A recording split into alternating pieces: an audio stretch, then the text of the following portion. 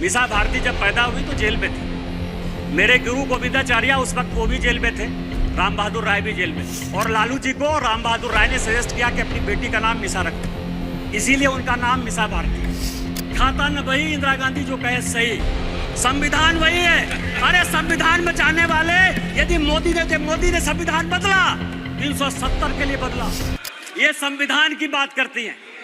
अभी मैंने कहा मीसा जी मैं आपके बारे में बोला, उन्होंने कहा कि मैं बोलूंगी। मीसा भारती जब पैदा हुई तो जेल में थी। मेरे गुरु गोविंदाचार्य उस वक्त वो भी जेल में थे, राम बहादुर राय भी जेल में थे, और लालू जी को राम बहादुर राय ने सजेस्ट किया कि अपनी बेटी का नाम मीसा रखो, इसीलिए उनका नाम मीसा भारती है।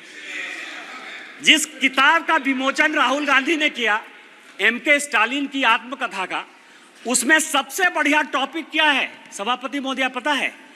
कि इमरजेंसी में जो है मेरे पिताजी ने पुलिस को हैंडओवर कर दिया।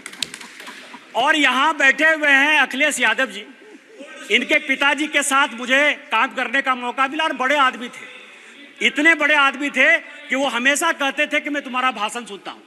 उन्होंने मुझे इमरजेंसी की कहानी सुनाई कि जिस दिन इमरजेंसी गए तो उनकी वाइफ के पास जो है खाना खिलाने के लिए अपने परिवार के पास नहीं था। आप संविधान की बात करते हो, आपने कहा राज्य डिवीजन कर लिया। आपको पता है कि क्या हुआ?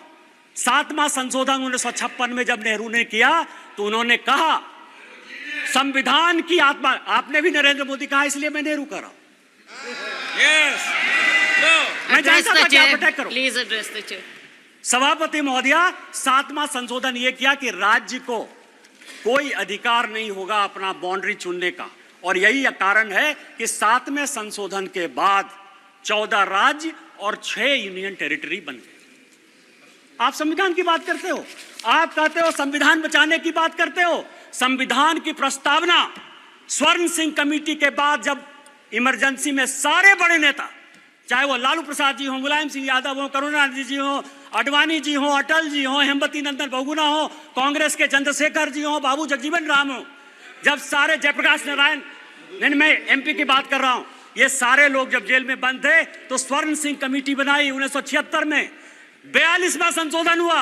उस 42वें संशोधन ने हमारे धर्मपरायण देश को, हम धार्मिक हैं, हम हिंदू हैं, बिट्टू यहां बैठा हुआ सिख है, बुद्धिस्ट हैं, रिजू जी उन्होंने कहा कि हम बुद्धिस्ट हैं, यहाँ ओवैसी बैठे हुए इस्लाम उनके लिए गर्व का विषय है।